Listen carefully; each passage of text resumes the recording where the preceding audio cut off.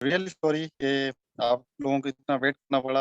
It was all about network issue. तो I hope अभी मेरी आवाज आप लोगों को ठीक आ रही होगी, कोई इशू नहीं होगा आवाज में। Am I audible to you all guys? और आप लोगों को स्लाइड भी नजर आ रही हैं? Do let me know as soon as possible ताकि हम आगे मूव कर सकें। Okay, very good. So everything is fine and perfect. Thank you guys and thank you for such patience. Okay, तो लेट्स स्टार्ट। हमारी कल की जो डिस्कशन थी मैं उसको रिवाइज करा रहा था। मैं कह रहा था कि कल हमने पॉलिटिकल साइंस को इंट्रोड्यूस किया था। हमने जो इंट्रोडक्शन में चीजें पढ़ी थी वो पढ़ी थी कि जो है सोशल साइंस के बारे में हमने डिस्कस किया था कि it is all about the study of society and human behaviour. और हमने देखा कि जो पॉलिटिकल साइंस है वो भी एक सोशल साइंस है जो ह्यूमन बिहेवियर और सोसाइटी के बारे में जो है चीजों को डिस्कस करती है। फिर हमने देखा कि पॉलिटिक्स जो वर्ड है वो बेसिकली ग्रीक से आया था। ये आज से 3 से 4 हजार साल पहले जो है उस टाइम पे। और जो है ये तकरीबन जो है उनके सिटी स्टेट्स होते थे, उनको पोलिस कहा जाता था। और जो वो सिटी स्टेट्स के अंदर काम करते थे, अफेयर्स चलाते थे, उसको वो पॉलिटिक्स का नाम देते थे। Became a politics from Greek city states. और आज से तकरीबन 3 से 4 हजार साल पहले ये वर्ड जो है वो लोगों की जबानों पे आया था। और फिर हमने देखा कि जो पॉलिटिक्स है वो इट इज एवरीवेयर। हमने देखा कि क्यों politics is everywhere, because there is a disagreement between people, among people. लोगों के दरमियान डिसएग्रीमेंट होता है। तो उस डिसएग्रीमेंट जहां पे भी आता है वहां पे पॉलिटिक्स ऑलवेज प्रिवेल, वहां पे पॉलिटिक्स हमेशा होती है। ये रिकेप करा रहा हूँ आपको चीजें।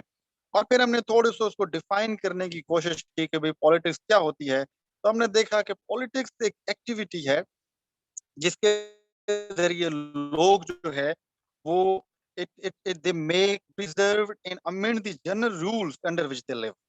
हम रहते हैं सोसाइटी में, हम नए रूल्स बनाते हैं, उनको चेंज करते हैं, उनको अमेंड करते हैं, या उनको जो है उनको रिपेल करते हैं। तो इस पूरी एक्टिविटी को हम पॉलिटिक्स का नाम देते हैं। इसी तरीके से जो पॉलिटिक्स है this link to the phenomena of conflict in cooperation. तो हमारे दरमियान जब भी कॉन्फ्लिक्ट हो, उसके बाद जब कोऑपरेशन हो, तो उस पूरी एक्टिविटी को जो हम नाम देते हैं वो पॉलिटिक्स का नाम देते हैं। फिर हमने उसको डिफाइन करने की कोशिश की कि 3 मेन ब्रॉड एरियाज हैं जहां पॉलिटिक्स को डिफाइन किया जाता है। Some people say that it is the art of government, how to do government, what is state, how state came into being, what is the function of state. एक ये है। फिर हमने देखा कि कंप्रोमाइज इन कंसेंसस का नाम होता है पॉलिटिक्स के। जहां पे भी कॉन्फ्लिक्ट आता है तो आप वहां पे कंसेंसस करते हैं, कंप्रोमाइज करते हैं, वो कहते हैं डायलॉग करते हैं। आर्ट ऑफ पॉसिबिलिटीज का जो हमने नाम दिया था पॉलिटिक्स को, एक उसकी डायमेंशन ये भी है डेफिनेशन की। और थर्डली हमने पावर को बड़ा डिटेल किया था कि पॉलिटिक्स जो है it is all about power, how to achieve power, how to preserve power, how to exercise power, how to maintain power. हम उसको भी पॉलिटिक्स का नाम देते हैं। तो और पावर पॉलिटिक्स भी मैंने आपको डिफाइन की थी कि in order to achieve power whatever mean you are using this is called power politics. वो कोई भी मीन जब आप यूज करते हैं पावर को अचीव करने के लिए, उसको हम पावर पॉलिटिक्स का जो है वो नाम देते हैं। वो चाहे हाथ जोड़ लें आप कहीं, किसी के पांव पड़ लें, और किसी को मार लें, किसी को धमका लें, आपका मकसद पावर अचीव करना है, तो it is called power politics. तो पॉलिटिक्स का पावर से जो है वो गहरा ताल्लुक है, गहरा रिलेशन है। और फिर हमने इन्हीं चीजों को जो है वो डिटेल से पढ़ा, जो मैंने आपको चीजें बताई थी। और फिर हमने देखा कि भाई ये पॉलिटिक्स ये साइंस है कि नहीं है। उस डिबेट पे हम गए थे। कुछ लोग कहते हैं ये साइंस है, जो इसमें साइंटिफिक जो चीजें हैं वो यूज होती हैं। कुछ कहते हैं ये साइंस नहीं है, कि ह्यूमन बिहेवियर को हम नहीं कर सकते। फिर मैंने स्कोप के बारे में बताया कि हम स्टेट और गवर्नमेंट को इसके अंदर देखते हैं। पॉलिटिकल थ्योरी जो है वो हमें बताती है कि इंडिविजुअल और स्टेट का रिलेशन क्या होना चाहिए।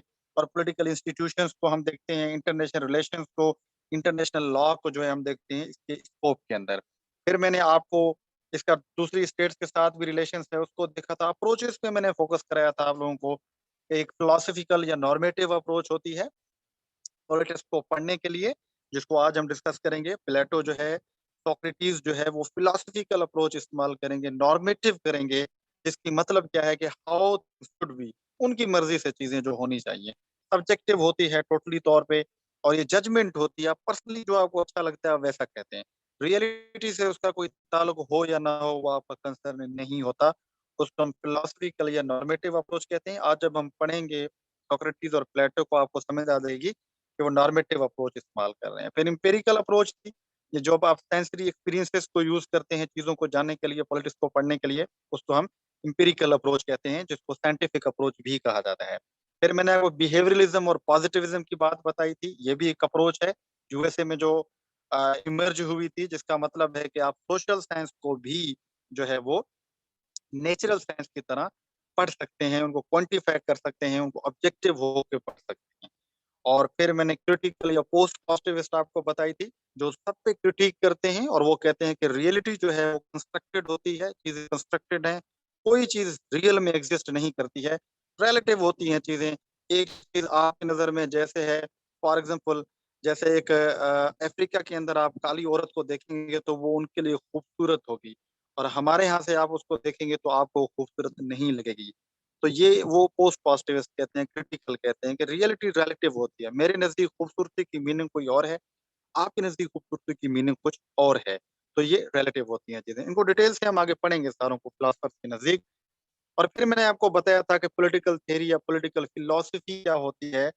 उसके अंदर मैंने बताया कि ये पॉलिटिकल साइंस की एक ब्रांच है, जिसके अंदर हम देखते हैं कि व्हाई शुड पीपल ओबे स्टेट, हम रियासत को ओबे क्यों करते हैं? हम लॉज़ को ओबे क्यों करते हैं? स्टेट का फंक्शन क्या है? स्टेट वजूद में कैसे आई है?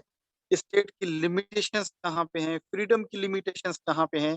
ये जो स्टेट और इंडिविजुअल के दरमियान रिलेशन होता है ना, इस रिलेशन को जब हम स्टडी करते हैं तो वो पॉलिटिकल थ्योरी कहलाती है या पॉलिटिकल फिलॉसफी कहलाती है, जिसको आज हम थॉरली बाकायदा पढ़ना स्टार्ट करें, जो वेस्टर्न फिलॉसफी और मुस्लिम फिलॉसफी है आपके सिलेबस के अंदर, it comes in political theory या पॉलिटिकल फिलॉसफी के अंदर। तो आपके माइंड में होना चाहिए, तो उसमें हम जो भी फिलॉसफर पढ़ेंगे वो इन्हीं क्वेश्चन को एड्रेस करेगा।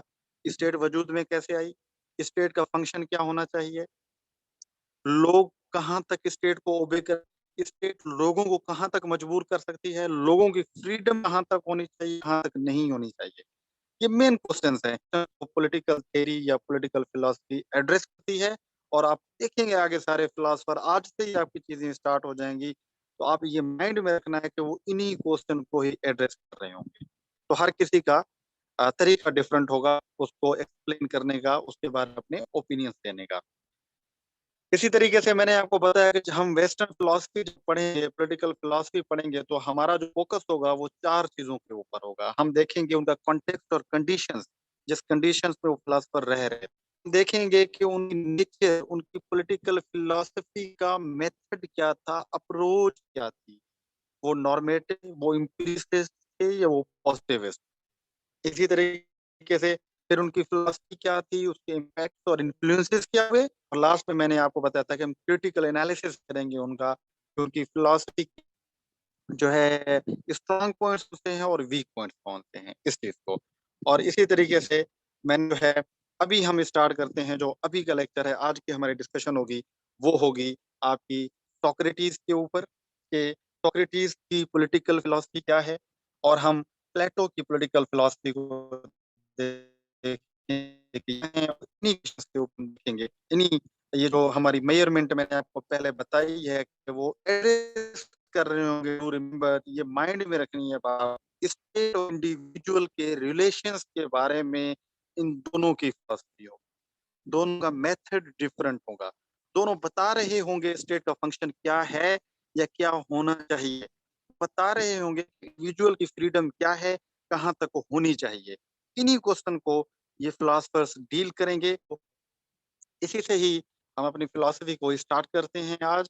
आई होप यहाँ तक आपकी चीज़ें क्लियर होंगी, कि जो भी चीज़ें मैंने रिपीट करवाई हैं और जो हम पढ़ने जा रहे हैं, कि वेस्टर्न पॉलिटिकल थ्योरी या पॉलिटिकल फिलॉसफी के बेसिक क्वेश्चंस कौन से हैं, और फिलॉसफर उन क्वेश्चन को आंसर करेंगे।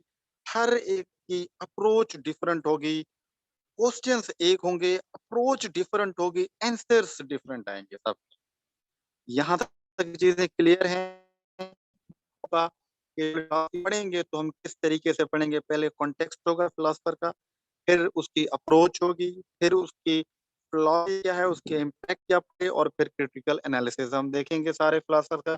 अगर यहाँ तक आपकी चीजें क्लियर हैं, डू लेट मी नो, ताकि हम यहाँ से आगे फॉरवर्ड हो सकें। तो यहाँ तक क्लियर है सारी चीजें? ओके गुड, ये ओके गुड, वेरी गुड। तो गुड, शाबाश, गुड। तो अभी हम अपनी पॉलिटिकल फिलोसफी को जो है वो बाकायदा स्टार्ट करने जा रहे हैं। हमारा जो दो फिलोसफर्स आज हम पढ़ेंगे, सोक्रेटिस बिल्कुल छोटा सा फिलोसफर है, बड़ा इंपॉर्टेंट है। इंपॉर्टेंट तो खैर नहीं उसकी में, बट उससे बेसिक्स स्टार्ट होती है। अगर उसको नहीं समझेंगे तो आपको प्लेटो समझ नहीं आएगा। तो हम आज देखें। ओके गाइस, तो वेस्टर्न पॉलिटिकल फिलोसफी हम पहले पढ़ रहे हैं, और वेस्टर्न पॉलिटिकल फिलोसफी की जो स्टार्टिंग है वो मैंने पहले बताया कि वो ग्रीस से होती है। ठीक है, बिफोर क्राइस्ट, हजरत ईसा अलैहिस्सलाम से के पैदा होने से पहले, यानी आज से 3-4 हज़ार साल पहले ग्रीस के अंदर ये जो वेस्टर्न पॉलिटिकल फिलोसफी है ये इमर्ज हुई थी। ये वहां से स्टार्ट हुई। कैसे स्टार्ट हुई थी? मैंने अभी भी बताया आप लोगों को कि Greek city states had their own political system. मैंने बताया ना, उनका अपने पॉलिटिकल सिस्टम होता था। आज से 3-4 हज़ार साल पहले उनके अपने इंस्टीट्यूशंस होते थे। उनके यहाँ प्राइवेट और पब्लिक लाइफ एक ही होती थी।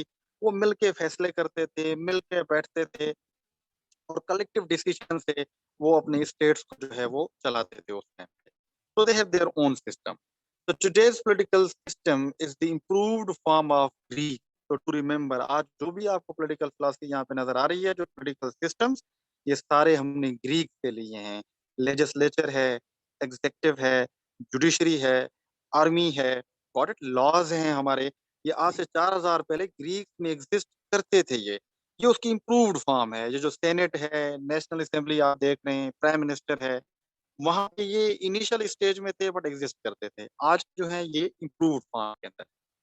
तो many ideas emerge from there. आज की सब चीजें आपको वहीं से नजर आएंगी। काफी सारे आइडियाज हैं आपकी, साइंस के अंदर काफी आइडियाज हैं, वो आपको वहां से नजर आएंगे। Got it? आप देखते हैं ना, हर वर्ड या ग्रीक से होता है या लेटिन से, ग्रीक लेटिन ग्रीक लेटिन। तो ये आइडिया सारे वहीं से आए थे। क्यों? कि वो समझा जाता है कि दुनिया के सिविलाइज्ड लोग थे, वो दुनिया के सियाने लोग थे। जब दुनिया के लोगों को कुछ पता नहीं था, वो लोग इतने आला आइडियाज पे बात कर रहे थे कि जो आइडियाज आज तक हम पढ़ रहे हैं। आज भी सोक्रेटिस को पढ़ रहे हैं, प्लेटो को पढ़ रहे हैं, Aristotle is the father of political science, उनको पढ़ रहे हैं आप। They had there executive, legislature या जुडिशरी, उनके सिस्टम होते थे। आल्दो आज की तरह नहीं थे, बट उस टाइम पे होते थे। ये तीनों इंस्टीट्यूशंस वहां पे एग्जिस्ट करते थे जो ग्रीक होते थे। तो they has direct decision making, वहां पे डायरेक्ट डेमोक्रेसी होती थी। याद रखिएगा ये पॉइंट, ये आपको आगे काम आएगा। वहां पे जो पॉलिटिकल सिस्टम होता था, डायरेक्ट डेमोक्रेसी होती थी। छोटी छोटी स्टेट्स होती थी, बस 8 से 10-15 हज़ार के लोग होते थे, वो उस स्टेट में रहते थे। डायरेक्ट डेमोक्रेसी होती थी, डिसीजन सारे मिल के लेते थे। लाश जो बने हैं, सारे लोग आते थे, जमा होते थे, कहते थे भाई ये लाश बनना चाहिए, बन गया। और प्रेसिडेंशियल फार्म तो हम ये अभी आए हैं शायद, ये उस टाइम पे बस कोई इसी टाइप का कोई फार्म होता था। एक बंदा आता था, उनको हेड बनाते थे, वो आ गए सारे मिलके, भाई इस बंदे को हेड बनाना है, बन गया। ये अच्छा, अगर कोई अदालत लगानी है तो सारे मिल के आते थे, कहते थे इसको फांसी होनी चाहिए, इसको नहीं होनी चाहिए, इसको होगी, उसको वो कहते थे जूरी सिस्टम कहते थे। यानी सारे लोग आते थे, मिल के कहते थे हाँ भाई इसको फांसी हो, इसको नहीं हो। तो ये इसको डायरेक्ट डेमोक्रेसी कहते हैं, कि वो डायरेक्टली सारे लोग मिल के सारी चीजें डिसाइड करते थे वहां पे। ठीक है, डायरेक्ट डेमोक्रेसी होती थी। तो वहां पे जो है, no, jury jury jury system, jury system, there was no kingship. उसका कोई किंगशिप का कॉन्सेप्ट नहीं था। वहां पे तो डायरेक्ट डेमोक्रेसी थी। वहां पे तो लोग सारे मिलके डिसाइड करते थे। Got it? तो वहां पे सिटीजनशिप का जो कंसेप्ट होता था वो डिवाइडेड होते थे। यानी कुछ नेटिव्स लोग होते थे वहां के, कुछ फॉरेनर्स होते थे, और कुछ पीजेंट्स होते थे। बहुत इंपॉर्टेंट बात है। यानी जो नेटिव्स लोग हैं उनको ज्यादा प्रायोरिटी होती थी डिसीजन मेकिंग में। पीजेंट्स को जो है वो थोड़ा डिसीजन मेकिंग से बाहर रखा जाता था, उनको थोड़ा कम समझा जाता था। और फॉरेनर्स को तो डिसीजन मेकिंग में लाया ही नहीं जाता था। वो समझते थे कि इनकी लॉयल्टीज जो है वो क्वेश्चनेबल हैं, तो हम इनको डिसीजन मेकिंग में नहीं लाएंगे। उनको सिटीजनशिप का राइट भी हासिल नहीं होता था उस टाइम पे। नेटिव और पीजेंट्स जो होते थे ये सिटीजन्स होते थे स्टेट के, फॉरेनर्स नहीं होते थे। आज भी आपको यही कंसेप्ट नजर आ रहा है। ड्यूअल नेशनलिटी के जो कंसेप्ट हमारे यहाँ इमर्ज कर रहे हैं, तो वहां पे 4,000 साल पहले एग्जिस्ट करते थे। तो public and private life fall together, मैंने कल बताया था, कोई प्राइवेट लाइफ का कॉन्सेप्ट नहीं था, देयर वाज ऑल पब्लिक, सब कुछ पब्लिक होती थी। जो भी डिसीजन होना है, जो भी बात होनी है, सबके साथ मिल के होनी है, खाना मिल के साथ खाना है, सारी चीजें मिल के होती थी। Famous Greek political philosophers Socrates, Plato and Aristotle born there, ये सारे वहीं पे पैदा हुए थे, इन्हीं ग्रीक सिटी स्टेट्स में हुए थे, और पर्टिकुलरली एथेंस के अंदर हुए थे। और तो ये सारे इसी पॉलिटिकल सिस्टम के अंदर पैदा हुए थे, इसी पॉलिटिकल सिस्टम को वो देख रहे थे, इसी पॉलिटिकल सिस्टम में वो पड़े हुए थे, और इसी पॉलिटिकल सिस्टम के बारे में उनके अपने क्वेश्चंस थे। स्पार्टा जो थी वो अथॉरिटेरियन होती थी, वो डिक्टेटरशिप होती थी। Got it? Okay, got it. तो ये सारी सिचुएशन जो थी वो वहां पे एग्जिस्ट करती थी। Got it? यहाँ तक चीजें क्लियर आपकी कि ग्रीक में क्या होती थी, और वहीं पे हमें तीन बड़े फिलोसफर्स नजर आते हैं। सोक्रेटिस वाज अ टीचर, प्लेटो उसका स्टूडेंट था, और प्लेटो का स्टूडेंट था अरिस्टोटल, और अरिस्टोटल का स्टूडेंट था अलेक्जेंडर द ग्रेट। इन सबको हम पढ़ेंगे। और तो यहाँ तक आपकी चीजें क्लियर हो गई कि ग्रीक सिटी स्टेट्स में क्या सिस्टम चल रहा है, और ये फिलोसफर्स वहीं पे पैदा हो रहे हैं। तो अभी देखते हैं कि इनके ख्याल क्या हैं ग्रीक सिटी स्टेट में, और इनकी फिलोसफी कैसे होती है। हम बेसिक पढ़ क्या रहे हैं? हम पढ़ रहे हैं वेस्टर्न पॉलिटिकल फिलोसफी। और वेस्टर्न पॉलिटिकल फिलोसफी में जो चीज हमने पढ़ी है, वो पढ़ी है वो हमने पढ़ी हैं। वेस्टर्न पॉलिटिकल फिलोसफी में जो चीजें हमने पढ़ी हैं, वो पढ़ी हैं कि ग्रीक सिटी स्टेट्स का सिस्टम कैसा होता था, वो स्टेट्स कैसी होती थी। वहां पे तीनों इंस्टीट्यूशंस मौजूद थे, वहां पे डायरेक्ट डेमोक्रेसी होती थी, वहां पे सिटीजनशिप का कॉन्सेप्ट लिमिटेड था, नेटिव और पीजेंट्स होते थे, फॉरेनर्स को राइट नहीं थे, पब्लिक प्राइवेट लाइफ का कोई कंसेप्ट नहीं था वहां पे। और और और वहीं पे ही जो है आपके तीन बड़े फिलोसफर्स जो हैं वो पैदा होते हैं, सोक्रेटिस, प्लेटो एंड एरिस्टोटल। यहाँ तक चीजें क्लियर हैं? Should we move?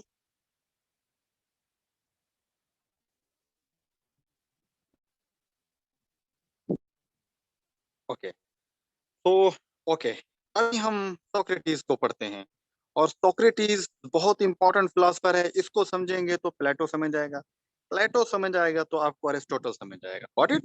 तो इसको, ये बड़ा इंटरेस्टिंग फिलोसफर है, इसको समझना छोटा सा है। ओके, फिर इसके बाद हम प्लेटो देखें। तो सोक्रेटिस, सुकरात जिसे हम कहते हैं, तो सोक्रेटिस जो है, he was the citizen of Athens. ठीक है, city state and teacher of Plato. ये प्लेटो जिसे अफलातून कहते हैं उसका उस्ताद था, और ये एथेंस का सिटीजन था, एथेंस में रहता था ये। इसने फिलोसफी दी अपनी। He founded moral philosophy. Moral philosophy का जो फादर कहा जाता है वो सोक्रेटिस को कहा जाता है। और मॉरल फिलोसफी क्या होती है? मॉरल फिलोसफी होती है what should be or not, क्या चीज करनी चाहिए, क्या चीज नहीं करनी चाहिए, क्या अच्छा है, क्या बुरा है। This is called moral philosophy. और ये मॉरल फिलोसफी का कंसेप्ट जो है वो सोक्रेटिस ने दिया था उस टाइम पे। इसकी फिलोसफी समझे, बड़ी इंटरेस्टिंग फिलोसफी है इसकी। सोक्रेटिस कहता है कि human is made up of two elements, soul and body. वो कहता है इंसान दो चीजों का बना हुआ है। Do remember, he is normative. ये फिलोसफिकल अप्रोच यूज करेगा, और जब फिलोसफिकल करेगा तो मैंने कल बताया था नॉर्मेटिव छोड़ती हैं बड़ी बड़ी, तो ये छोड़ेगा जरूर, आपने बर्दाश्त करना है इसको, ठीक है, बट इस लॉजिक चेक करनी है आपने जरा। तो human is made up of two element, soul and body. वो कहते हैं दो एलिमेंट्स का इंसान बना हुआ है, एक सोल है उसकी, एक बॉडी है। Human must nourish the soul through rationality and knowledge and avoid material things.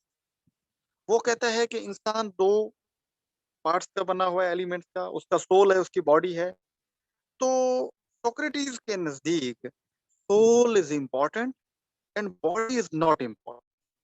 क्यों इंपॉर्टेंट नहीं है भाई? वो कहता है भाई बॉडी तो खत्म हो जाती है, वो तो मटेरियल होती है, वो तो खत्म हो जाएगी, but soul is immaterial. Soul immaterial है, वो खत्म नहीं होता है। तो वो कहता है कि इंसान को, ह्यूमन को अपनी बॉडी पे फोकस नहीं करना चाहिए, उसको अपने सोल पे फोकस करना चाहिए, उसको अपनी रूह पे फोकस करना चाहिए। बॉडली चीज पे उसको फोकस नहीं करना चाहिए, और उसको जितनी कोशिश करनी चाहिए अपने सोल को ठीक करे। और सोल को कैसे ठीक किया जा सकता है, वो कहते हैं दो तरीकेकार हैं। वो हैं रैशनैलिटी एंड नॉलेज, कि वो अकल से काम करे, रीजन से सोचे चीजों को, और वो नॉलेज हासिल करे, वो इल्म। इल्म क्या है? वो कि हकीकत को जितनी चीजों की हकीकत को जानने की कोशिश करेगा उसमें नॉलेज आएगा। जब उसमें नॉलेज ज्यादा आएगा तो वो अच्छा इंसान बनेगा। जब वो अच्छा इंसान बनेगा तो उसका जो रूह है वो नॉरिश होगा, और जब उसका रूह नॉरिश होगा तो उसकी जिंदगी का मकसद कंप्लीट हो जाएगा। क्यों? क्योंकि रूह इज मटेरियल, वो तो खत्म ही नहीं होना है। तो जो चीज खत्म नहीं होनी है बंदा उस पर फोकस करे, बजाय कि वो जो खत्म होने वाली चीज है, बॉडी है, उस पर फोकस करे। यहाँ तक चीजें क्लियर हैं? Soul can be knowledge through virtue, and virtue can be gain through knowledge. वो कहते हैं फिर रूह कैसे नॉरिश कर सकते हैं हम, जो इमटेरियल चीज है उसको संभालना है, उसको संवार कैसे सकते हैं? वो कहता है हाँ एक तरीका है। कौन सा तरीका है? वो कहता है उसका तरीका है विर्च्यू। विर्च्यू कहते हैं नेकी को, नेकी करनी होगी हमने। तो नेकी कैसे कर सकते हैं? वो कहते हैं virtue can be due to knowledge. हम चीजों की हकीकत को जानेंगे, नॉलेज हासिल करेंगे तो हम विर्चुअस बन जाएंगे। जब हम विर्चुअस बन जाएंगे तो हमारा रूह जो है वो सोल नॉरिश हो जाएगा। जब सोल नॉरिश हो जाएगा तो आपकी जिंदगी का मकसद पूरा हो जाएगा। Got it? तो उसका मेन फोकस पॉइंट यही है कि रूह को संवारें। और रूह कैसे हो सकता है नॉरिश हो सकता है? It can be nourish through knowledge and virtue. यानी उसके पास इल्म आएगा, इल्म से नेकी आएगी, नेकी आएगी तो आपका रूह संवर जाएगा। क्यों नेकी? नेक बनेंगे, आप चीजों को जानेंगे, नॉलेज आएगी, आपको पता चलेगा सही क्या है गलत क्या है। तो आप गलत को अवॉइड करेंगे, सही को करेंगे, ऑब्वियसली आप विर्चुअस बन जाएंगे, आप नेक बन जाएंगे। और जब आप नेक बनेंगे तो आपका रूह संवर जाएगा। तो यहाँ से उसने एक बड़ा फेमस सेंटेंस निकाला था, वो कहते हैं virtue is knowledge and knowledge is virtue. नेकी ही इल्म है और इल्म ही नेकी है। ये कहता है, ये उसका बड़ा पॉइंट है, ये एमसीक्यूज में भी आता है। Who said this? Socrates said this, कि भाई virtue is knowledge and knowledge is virtue. आप नेकी करते हैं जब आपको इल्म आता है, और जब आप में इल्म आ जाता है तो आप नेक बन जाते हैं। आपको जब पता चल जाता है सही क्या है गलत क्या है तो आप नेक बन जाते हैं, विर्चुअस बन जाते हैं। और विर्चुअस कैसे बनते हैं? जब आप इल्म हासिल करने की कोशिश करते हैं। इन दोनों चीजों से क्या होता है? फायदा एक ही होता है, और वो होता है आपके रूह का, आपकी सोल का, आपकी वो नॉरिश होता है। बॉडी उसके नजदीक कोई इंपॉर्टेंस नहीं रखती। आप बोर तो नहीं हो रहे हैं लोग? आगे में हम इसको रिलेट कर दें, पॉलिटिक्स रिलेट करेगा इसको। ठीक है? यहाँ तक चीजें क्लियर हैं आप लोगों की? सॉरी, यहाँ तक चीजें क्लियर हैं आप लोगों की कि सोक्रेटिस का बेसिक पॉइंट क्या है? What is the basic point of Socrates? Soul and body. So soul is important, and soul can be nourished through knowledge, and knowledge can come through virtue. So if you are virtuous you are knowledgeable, and if you are knowledgeable you are virtuous. Yes, the point. Virtuous knowledge is virtue. Acha. Then he developed a method which is called a Socratic method of inquiry. चीजों को जानने के लिए कैसे? Question and answer until get an suitable definition of the question. ये उसका Socratic method होता था, वो एथेंस में होता था। वो लोगों को कहता था, अच्छा आपको पता है ये सच क्या होता है? तो लोग कहते थे हाँ सच ये होता है। वो कहते हैं अच्छा अगर सच ये होता है तो ये क्या है? वो उसकी बात बताते थे, फिर उनसे क्वेश्चन निकालता था, फिर उससे क्वेश्चन निकालता था। इस तरीके से क्वेश्चन आंसर निकालते निकालते वो एंड तक पहुंचता। ये हकीकत है, ये इसकी एक्चुअल मीनिंग है। This is called Socratic method. हम देखते हैं ना, आपसे मैं क्वेश्चन पूछूं, अच्छा भैया आप मुझे बताएं भाई स्टेट क्या है, तो आप कहेंगे भाई स्टेट एलिमेंट, तो मैं चार एलिमेंट्स में ये एलिमेंट क्या है, आप कहेंगे ये एलिमेंट का मतलब सॉवरेनिटी है। मैं पूछूं अच्छा सॉवरेनिटी का मतलब क्या है, आप पूछेंगे सुपरमेसी। मैं हूँ सुपरमेसी का मतलब क्या कहेंगे, आप कहेंगे हायर अथॉरिटी। मैं हूँ हायर अथॉरिटी का वर्ड कहाँ से आया है, आप कहेंगे जीन बॉर्डन ने दिया। मैं कहूंगा जीन बॉर्डन कौन है, आप कहेंगे भाई he was a French philosopher. मैं कहूंगा ये फ्रेंच फिलोसफी में क्यों उसने ये फिलोसफी दी। तो आप ऐसे आंसर करते जाएंगे, मैं क्वेश्चन आप आंसर, क्वेश्चन आंसर, एंड में हम पहुंच जाएंगे कि हाँ भाई सॉवरेनिटी का वाकई मतलब यही होता है। तो ये सोक्रेटिक मेथड था, वो वहीं पे जाता था, लोगों से ऐसे क्वेश्चनिंग आंसरिंग करता था, और उनको हकीकत बताने की कोशिश करता था। तो according to him, minority is able to nourish the soul through knowledge, but not everyone. ये बड़ी इंपॉर्टेंट क्वेश्चन है। वो कहता है भाई विर्चुअस सारे लोग नहीं होते, विर्चुअस तो कम लोग होते हैं, मिनॉरिटी होती है, जिसको पता होता है कि सोल को नॉरिश करना है, विर्चुअस बनना है और नॉलेज लेनी है। हर कोई नहीं लेता है। मिनॉरिटी के अंदर ये चीज़ होती है, मेजॉरिटी में नहीं होती है। पॉइंट नोट करते जाएँ। एथेंस में डायरेक्ट डेमोक्रेसी चल रही है। वहाँ पे सारे डिसीजंस मिल के ले रहे हैं और ये बेसिकली टारगेट उनको कर रहा है कि आप लोग बेवकूफ़ी कर रहे हैं, सारे लोग मिल के डिसाइड करते हैं, सारे थोड़े सयाने हैं, सारे थोड़ी विचुअस हैं, नॉलेज वाले हैं, थोड़े होते हैं। तो ये बेसिकली उनको टारगेट कर रहा है। Got it? तो मिनॉरिटी वो कहता है कि इसके एबल होती है कि वो जो है वो नॉलेज ले सके और वो वर्चुअस हो, हर कोई तो नहीं होता। So in this way, he attacked Athenian direct democracy dogmas. तो वहाँ पे जो डायरेक्ट डेमोक्रेसी चल रही थी, इसने उसको अटैक किया जाके। ठीक है? ये इसका मतलब ये था कि भई आप लोग बेवकूफ़ हैं। आप में से चंद लोग होंगे जिनको पता होगा हकीकत क्या है। आप सारे लोग मिल के चीज़ें डिसाइड कर रहे हैं, मिल के डिसीज़न मेकिंग कर रहे हैं। वो डिसीज़न मेकिंग कभी ठीक नहीं होगी। क्यों? क्योंकि सारे लोग तो आप सयाने नहीं हैं, सारे तो विर्चुअस नहीं हैं। सारों को तो सोल को नॉरिश करने का तरीकाकार नहीं आता है। आप में से तो कोई लालची भी होगा, आप में से तो कोई जो है मटीरियल भी होगा। बट ये कह रहा था कि नहीं, मिनॉरिटी जो होती है this it it has an ability of virtue and knowledge. तो इस तरीके से वो डायरेक्टली या इनडायरेक्ट किसको अटैक कर रहा था? वो एथेंस को जो है वो अटैक कर रहा था। वहाँ पे जो डायरेक्ट डेमोक्रेसी चल रही थी, सारे मिल के डिसीजन लेते थे, उसको अटैक कर रहा था। तो Athenian became opponent and persecuted him on the charges of misleading youth। तो जब ऐसी बातें करेगा वो वहाँ पे, तो जो वहाँ के लोग हैं, वहाँ की जो एलीट है, वो उसे छोड़ेगी थोड़ी।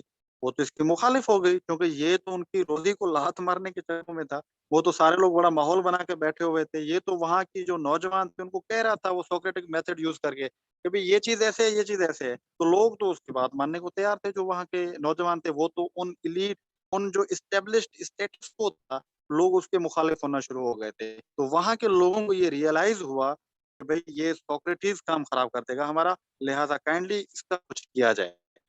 तो लोगों ने क्या किया, वहाँ के जो लोग थे, उन लोगों ने इसके ऊपर इल्ज़ाम लगाया। क्या इल्ज़ाम लगाया? इनके ऊपर इल्ज़ाम लगाया कि भई ये हमारे खुदाओं के बारे में लोगों को वर्गलाता है।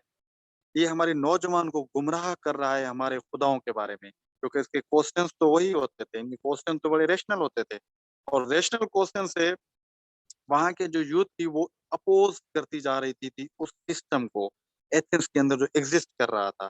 तो वहाँ के लोगों ने जो रिएक्शनरी फोर्सेस थी, उन्होंने रिएक्ट किया इसके ऊपर और रिएक्ट किस तरीके से किया कि इसको इल्ज़ाम के अंदर फँसा लिया कि ये हमारे झूठे खुदाओं के बारे में कुछ कहता है। और नतीजा क्या हुआ कि इसको लाया गया जूरी के अंदर वहाँ पे और जूरी कौन थी? वही लोग थे जिसकी ये मुखालफत कर रहा था। सारे मिलके डिसाइड करना था कि भई इसको फांसी होनी चाहिए या नहीं होनी चाहिए। तो वहाँ की जूरी ने डिसाइड किया कि भई या तो ये एथेंस से जलावतन हो जाए या ये ज़हर का प्याला पी ले। तो वहाँ पे सोक्रेटिस ने ये कहा कि मैं यहाँ से जलावतन नहीं होऊँगा। क्यों? क्योंकि Athens is my state. I am born of Athens. तो मैं इस स्टेट को छोड़ के तो नहीं जाने वाला। तो उन्होंने कहा कि अगर नहीं जाने वाला तो आपको फिर ज़हर का प्याला पीना होगा। तो here he was given poison. वहाँ पे उसको ज़हर दिया गया और वो ज़हर पिलाया गया उसको। तो वहाँ पे जब उसको ज़हर दिया गया तो वो वहाँ पे उसका एक स्टूडेंट था प्लेटो मैंने बताया वो उसके पास आया, वो थोड़ा अमीर था, पढ़ते हैं आगे। वो उसके पास आया उन्होंने कहा कि मैं पैसे आपके लिए भरने को तैयार हूँ, आप यहाँ से निकल जाएँ, जलावतन हो जाएँ। बट सोक्रेटिस ने जो है उसको मना कर दिया। ही denied the proposal and said कि मैं इसी स्टेट में पैदा हूँ, यहीं रहूँगा, मैं सच पे हूँ, झूठ नहीं बोल रहा, तो मैं क्यों भागूँ यहाँ से? I am here. तो वहाँ पे लोग कहते हैं कि भई सुकरात की तरह सच पे कुर्बान हो जाएँ। आपने सुने होंगे अक्सर ये जुमले। सुकरात बड़ा जो है वो ट्रुथफुल था, उसने सच पे अपनी जान दे दी थी। वो जैसे शायर है ना कि प्याले में ज़हर था ही नहीं, वरना सुकरात कब का मर चुका होता। ये बड़ा आला जुमला है। वो एक शेर है, पता नहीं कुछ लाइन्स हैं। तो ऐसा ही है, सुकरात इज़ स्टिल लिविंग। आप पढ़ रहे हैं, आप पढ़ रहे हैं, मैं घोटकी के एक नवाई गाँव में बैठ के आपको पढ़ा रहा हूँ और आप अपने जो है घरों में बैठ के बलूचिस्तान में, पंजाब में सोक्रेटिस को पढ़ रहे हैं हम। तो ही इज़ स्टिल अलाइव। तो प्याले में ज़हर नहीं था। वरना सुकरात मर गया होगा। इट मीन्स कि सुकरात इज स्टिल लिविंग। तो ज़हर कोई असर नहीं करता सच की चीज़ों को, इसका मकसद ये है। So he his ideas were carried out by his famous pupil Plato। उसका स्टूडेंट था प्लेटो, उसने उसके आइडियाज़ को लिया और हम आगे पढ़ते हैं कि किस तरीके से ने इसी के आइडियाज़ को प्लेटो ने जो वो एथेंस के अंदर उनको दोबारा इम्प्लीमेंट करने की कोशिश की, but with new philosophy, with new approach, with new methods, got it? And with new suggestions. उसका तरीके, बट उस बेसिक पॉइंट यही है कि virtue is knowledge and knowledge is virtue। सारे लोग एक जैसे नहीं होते, सियाने लोग बिल्कुल कम होते हैं, जो सियाने लोग हैं वही अच्छे हैं, तो लिहाजा उनको ही आगे आना चाहिए, बाकियों को आगे नहीं आना चाहिए। ये बेसिक पॉइंट था सोक्रेटिस का, और इसी पॉइंट को हम पढ़ेंगे आगे, प्लेटो लेके चलेगा। तो गॉट इट? यहाँ तक चीजें क्लियर हैं, और यहाँ तक हमने देखेंगे कि भाई ये तो जब सोक्रेटिस तो आ गया, तो सोक्रेटिस के बाद इन्फ्लुएंस क्या हुआ पॉलिटिकल थॉट के ऊपर, ग्रीक पॉलिटिकल थॉट के ऊपर, या उसके बाद की पॉलिटिकल थॉट के ऊपर। उसके इन क्वेश्चंस के बाद एक नए क्वेश्चंस ने जन्म लिया, और उन नए डिबेट छिड़ी पॉलिटिकल थॉट के अंदर, पॉलिटिकल फिलोसफी के अंदर। वो क्या था? नहीं, इसका कोई भी बुक नहीं है, इसने खुद नहीं लिखा था, नहीं लिखा गया अभी तक। या वो इतना ज़्यादा पढ़ा-लिखा नहीं था, लिख नहीं सकता था, या उस टाइम पे इंसानी शऊर इतना ज़्यादा नहीं था, जिसकी वजह से इश्यू हुआ। There are multiple explanation for that. तो सोक्रेटिस के बाद पॉलिटिकल थॉट में एक नई डिबेट छिड़ी, और वो डिबेट क्या थी? वो डिबेट ये थी कि नेचर ऑफ मैन, इंसान कैसा है, उसकी नेचर क्या होनी चाहिए? ये डिबेट छिड़ी। नेचर ऑफ सोसाइटी, सोसाइटी की नेचर क्या है? कैसी सोसाइटी होनी चाहिए? नेचर ऑफ गवर्नमेंट, गवर्नमेंट कैसी होनी चाहिए? एंड अटैक ऑन एथियन वहाँ पे एथियन डायरेक्ट डेमोक्रेसी चल रही थी, वहाँ पे अटैक्स होना शुरू हो गए। सोक्रेटिस चला तो गया, उसके बाद एक बहुत चीज़ें छोड़ गया पीछे, जिसको एक्सप्लेन करने के लिए बहुत सारे फिलोसोफर्स आए। हम आगे जो पढ़ेंगे, उन्होंने इन्हीं क्वेश्चंस को डिबेट करने की कोशिश की कि भाई इंसान की नेचर क्या है? कुछ लोगों ने सोचा कि सोसाइटी कैसी होनी चाहिए? गवर्नमेंट कैसी होनी चाहिए? स्टेट कैसे वजूद में आई? और एथेनियन डेमोक्रेसी का क्या करना चाहिए? और ये वो क्वेश्चंस थे, जो क्वेश्चन सोक्रेटिस छोड़ के गया था, और इन्हीं क्वेश्चंस को आंसर करने की कोशिश करेगा उसका फेवरेट जो स्टूडेंट है, प्लेटो। तो यहाँ तक आपकी चीज़ें क्लियर हैं? अगर यहाँ तक चीज़ें क्लियर हैं, तो हम जो है वो प्लेटो को जो है वो स्टार्ट करते हैं, और उसको हम आगे लेके चलते हैं, which is the most important, जो अक्सर आ भी जाता है पेपर्स के अंदर। यहाँ तक आपकी चीज़ें क्लियर हैं गाइस कि सोक्रेटिस की फिलॉसफी क्या है, उसका मेन पॉइंट क्या है, और वो किस चीज़ को आगे लेके चलेगा, और प्लेटो के बारे में पढ़ेंगे आगे कि वो क्या करेगा। तो अगर यहाँ तक आपकी चीज़ें क्लियर हैं, तो do let me know. Okay, very good. So everything is clear? शाबाश, very good. Everything is clear. तो हम जो है वो अभी प्लेटो को पढ़ेंगे। तो I am sending you link again. मैं आपको दोबारा लिंक सेंड कर रहा हूँ। हम प्लेटो को स्टार्ट करते हैं, और सोक्रेटिस हमारा यहाँ पे दी एंड हो गया। I am sending you link, join me as soon as possible. और हम बहुत ही इंटरेस्टिंग फिलॉसफी है प्लेटो की, हम उसको पढ़ेंगे भी, और उसकी थोड़ी-सी क्लास भी लेंगे आखिर में। Got it? I am sending you link, join me.